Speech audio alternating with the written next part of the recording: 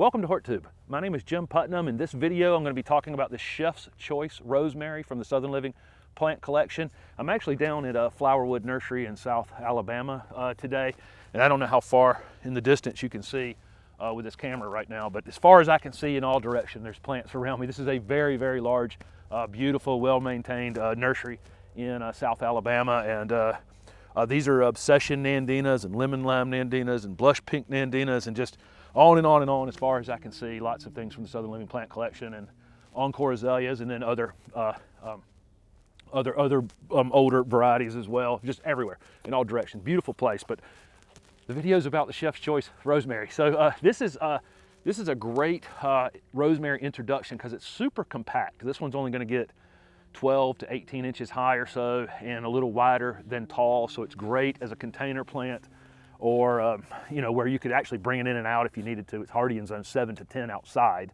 as an evergreen perennial, but north of there you could also you know, overwinter it inside perhaps. Great for any kind. I'm going to take one of these home and place it into my my formal garden where I have my edibles. Great plant. It was actually selected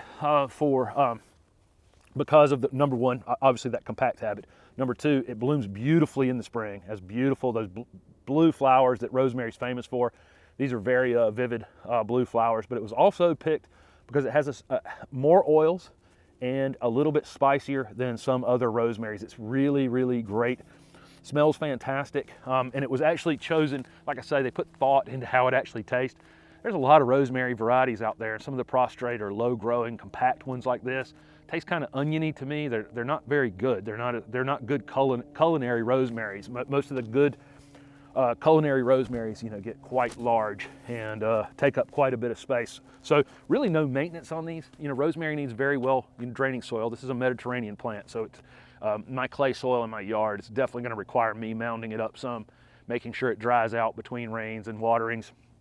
Nothing really to do on it. You can prune it after it flowers in the spring. If you need to do a little bit of pruning on it, you can harvest it anytime, dry it just like you would traditional rosemary.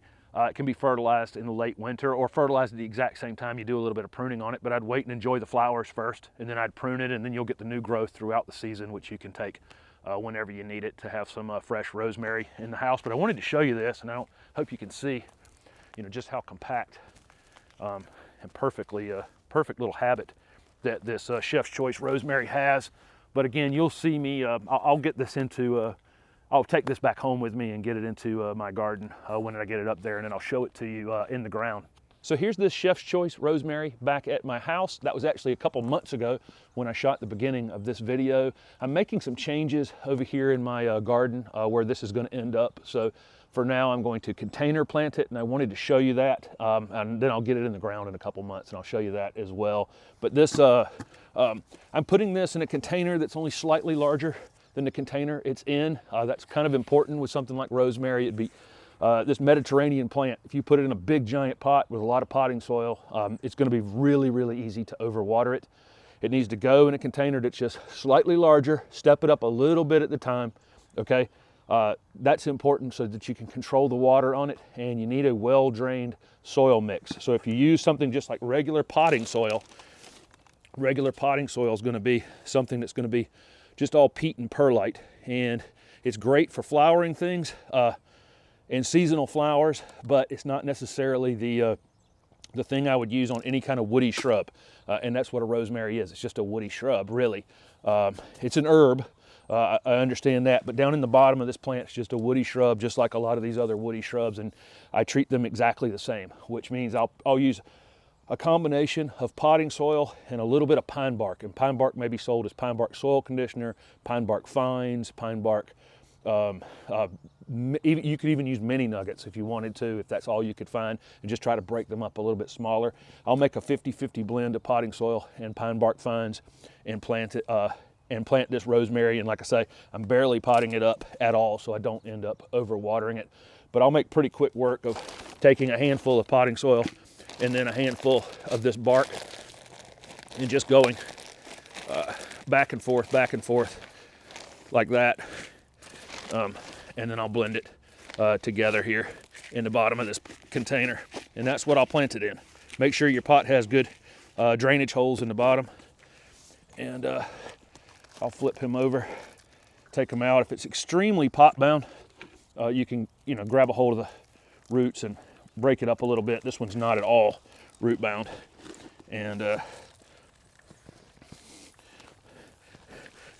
pack them down in here just like this. I'll usually leave the crown of the plant about at the top of the pot, and then I'll fade the soil away a little bit so that I have some place for where the water will not run over the lip when I water it, but I don't want it concave in the middle where all the water runs right to the middle. And that's it, quick and easy. I'll show it to you on the porch. Everything that's on this porch is planted in that similar mix. These are things that have been out here for the entire winter. Everything in these containers, and here's this Chef's Choice rosemary in this container. These definitely need direct sunlight. My front porch is still getting some direct sunlight right now. As the sun comes up a little higher in the sky in March, it will definitely be shady all day up under this porch, so this will not be a great place for it, but now, for right now it is. It's going to get plenty of sunlight. These are definitely sun-loving plants, and in a couple months, after I get my vegetable garden the way I want it over there, I will pop this in the ground and I'll show it to you at that time. Thank you very much for watching this video, and don't forget to subscribe to my YouTube channel for future videos.